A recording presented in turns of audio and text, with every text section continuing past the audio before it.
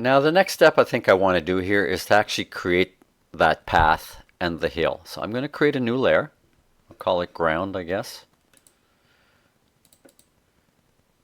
It will ultimately go underneath the car here. Let me just get my spelling good. Ground. And I'm going to use my pen tool. Let me set some colors here.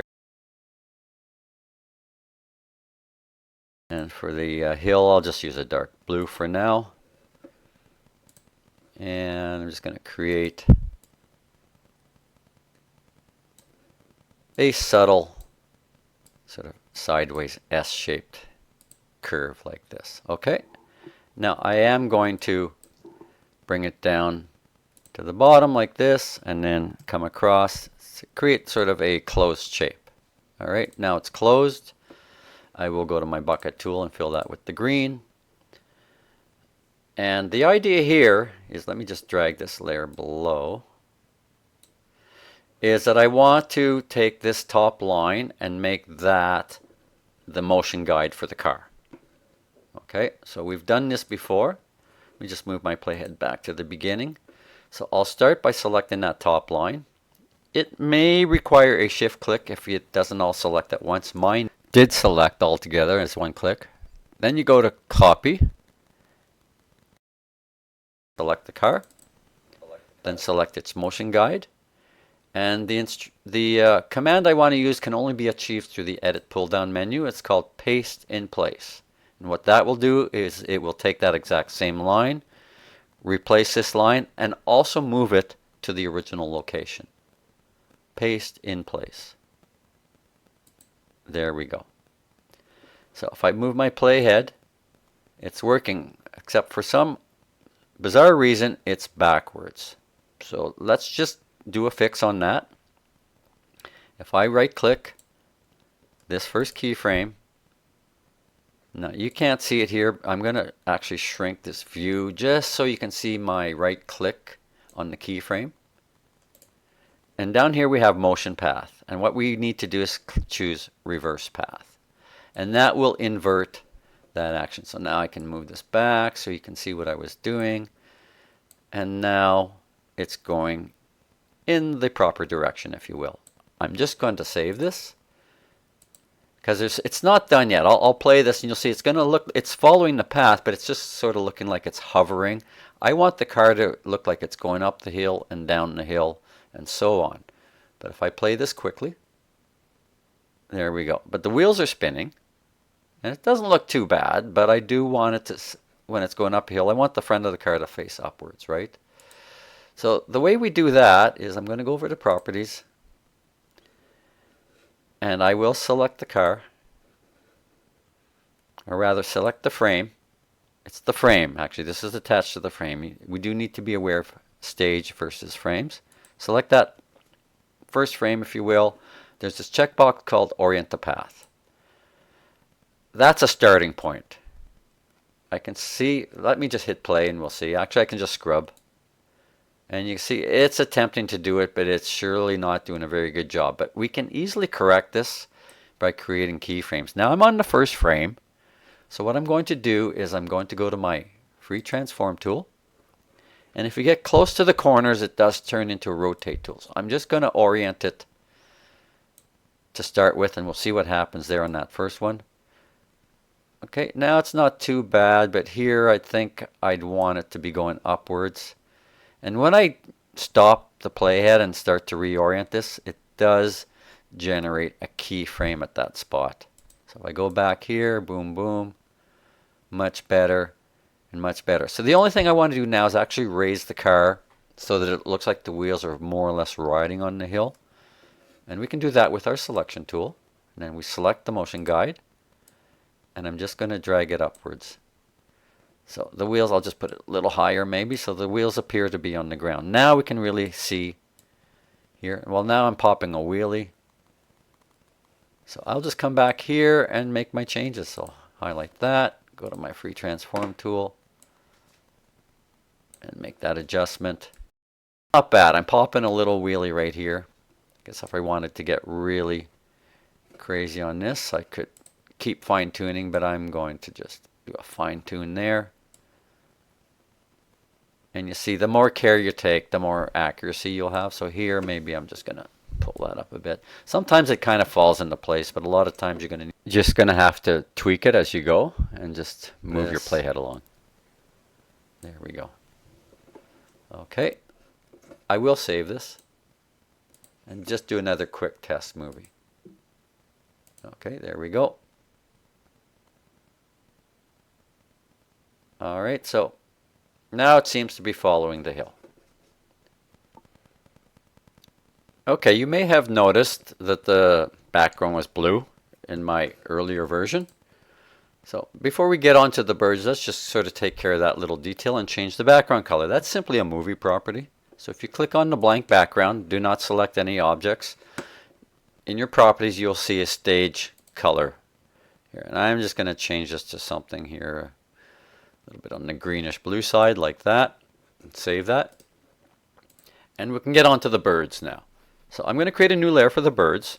And again, it's going to be some nesting taking place here to create the animation.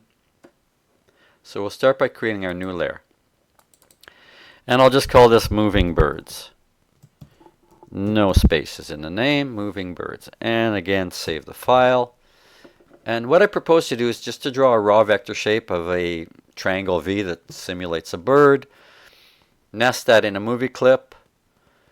And create some nested animations in that movie clip so that I have a group of 3 birds, but they'll all be duplicates of the one, and I'll simply change the sizes a little bit in their locations. So we'll start just by drawing the bird. Now I do have my color chip set to black fill and black stroke, so I'll just work with that, and I will zoom up to get a bit of scale. Let me just undo that click there. When I click on the layer, then I can start to draw. So I'm just going to click here to create sort of a curved line. Eliminate that by clicking on that handle, or anchor point rather, to eliminate the handle. And again, I'll just kind of pull this up like that, and then do that, and click over here to close the shape and create that other curved line. Alright, so I'm going to go in with my bucket tool and fill this with black. And then come back with my selection tool and double click the stroke to eliminate that. Otherwise you're going to get some weird effects, quite likely. And then select the bird. So I want to nest this in its own movie clip. So we'll start here by going convert to symbol. Movie clip. I'll just call this one birds with an S. Birds. Okay. And then I'll come down into that movie clip. So here I also want to create a group of birds. So I'm going to create one more movie clip out of this to nest it one level deeper, create a shape tween animation on that layer, and then come back up to this level, if you will, and just duplicate those animated birds. So one more time, modify, convert to symbol. And this one I'll simply call bird with no S. Movie clip. Okay. And then double click it, and you'll notice I'm inside bird, which is inside birds, which is inside of scene 1. Here I will animate it. So I'm just going to right click on this frame, create a simple motion tween. We're going to, or not a motion tween, rather a shape tween, because I'm working with a raw vector shape. Create a shape tween. There we go. So I will go in with my subselection tool, select the edge of the line. And one little thing, I want to move these anchor points around and change the shape. I noticed the outside of the line's a little hard to see because you'll notice the outline color in my layer is almost the same color as the background. I'm just going to make it red so it's very distinct. So I can right click on this color chip. Now it's gone below the projector here, if you will, but I'm just going to choose the bottom feature called Properties. And just change my outline color to this bright red. And when I click OK, you see how it's changed here, and the outline is now much more visible against this background. And this was the only issue. I couldn't really see the light blue line on the light green background. Okay.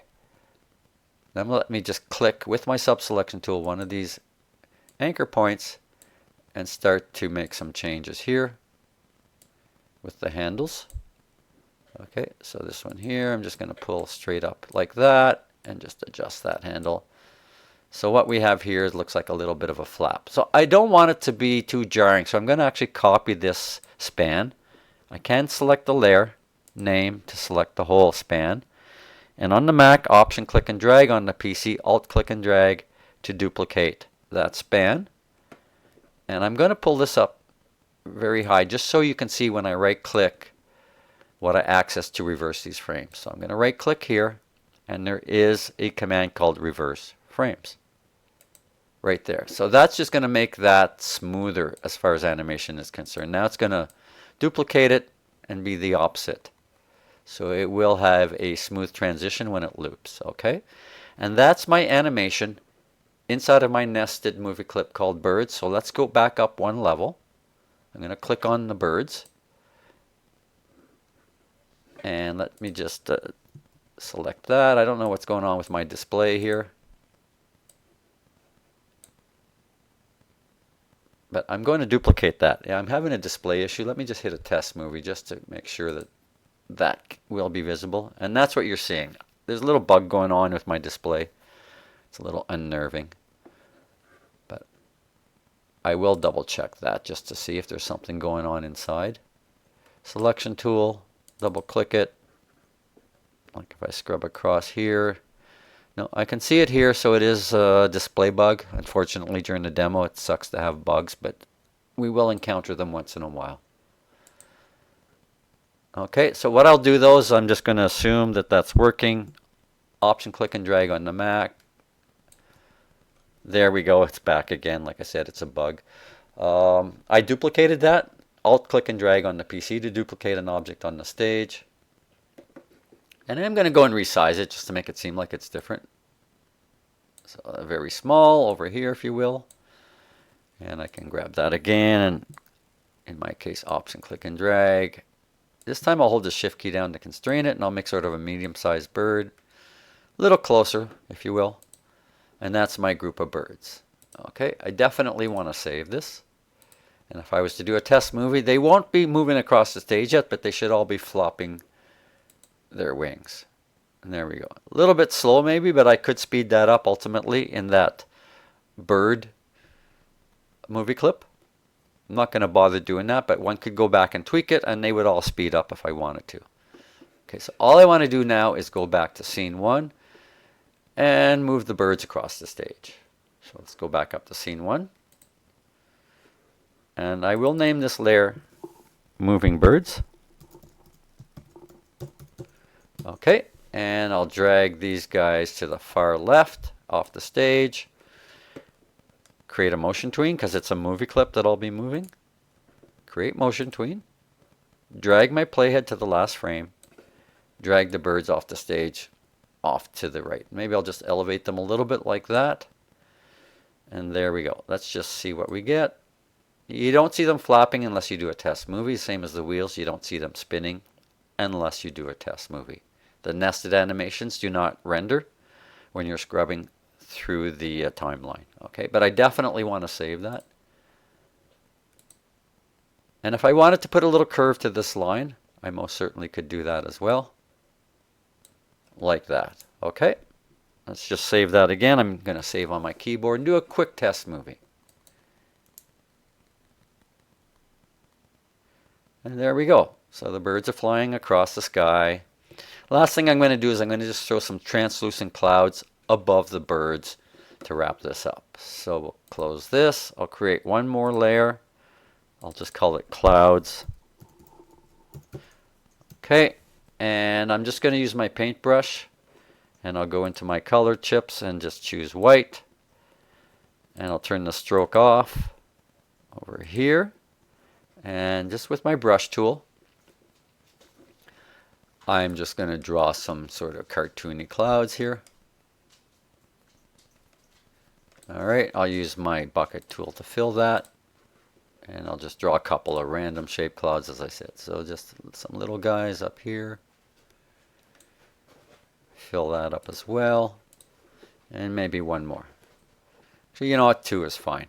Alright, so I do need to nest these as well to animate them, so I will select them all. Once again, convert to symbol. Movie clip, I'll call it clouds with an S. Okay, and really I don't need to go into the clouds. I just want to turn them translucent and animate them on this level. So I'll start with the translucent feature. Select the clouds on the stage.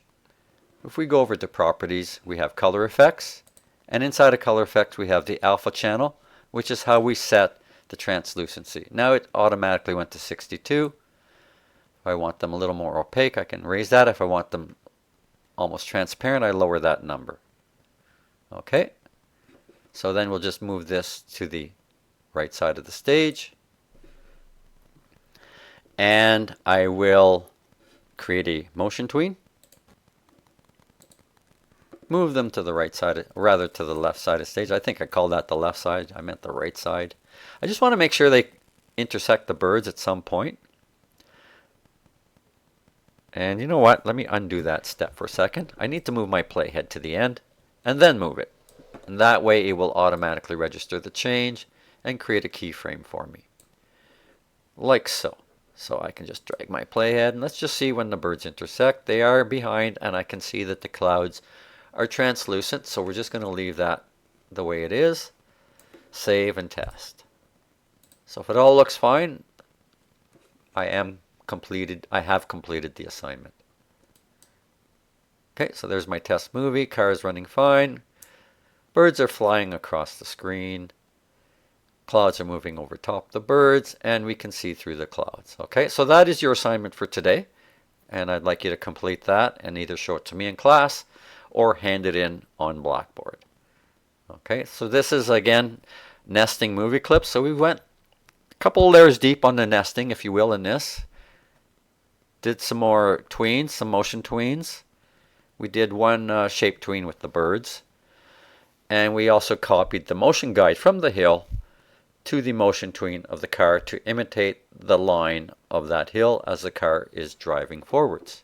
Okay, so that is your assignment for today.